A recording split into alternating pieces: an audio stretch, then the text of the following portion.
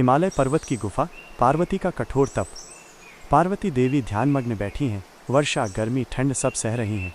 पास में नारद मुनि आते हैं। नारद मुनि चिंतित होकर, देवी पार्वती, आप ये कठोर तप क्यों कर रही हैं?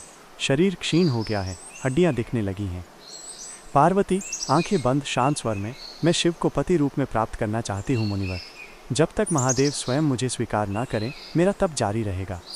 नारद मुनि मुस्कराकर, देवी, आपका संकल्प ही आपकी शक्ति है, महादेव को झुकना ही पड़ेगा। शिव ध्यान में लीन है।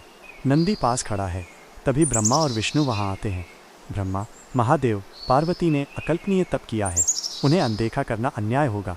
विष्णु मुस्कराकर, शिव वो शक्ति है और आप शिव। प्रकृति और चेतना का संगम ही सृष्टि का संतुलन है।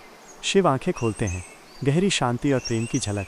शिव, मैं जानता हूँ, पार्वती सिर्फ तप नहीं कर रही, वो मुझे सच्चे प्रेम से पुकार रही हैं।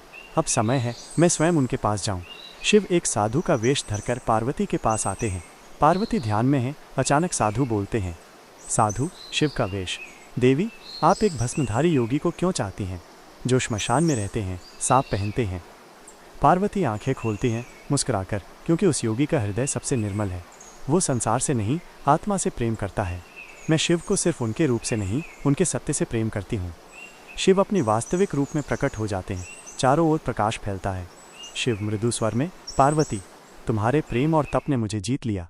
अब मैं तुम्हारा हूँ और तुम मेरी हो। चलो सृष्टि के संतुलन को साथ मिलकर संभालें। देवगण, ऋषि मुनि, गंधर्व सभी मौजूद हैं। फूलों की वर्षा हो रही है। पार्वती और शिव अग्नि के चारों ओर फेरे ले रहे हैं।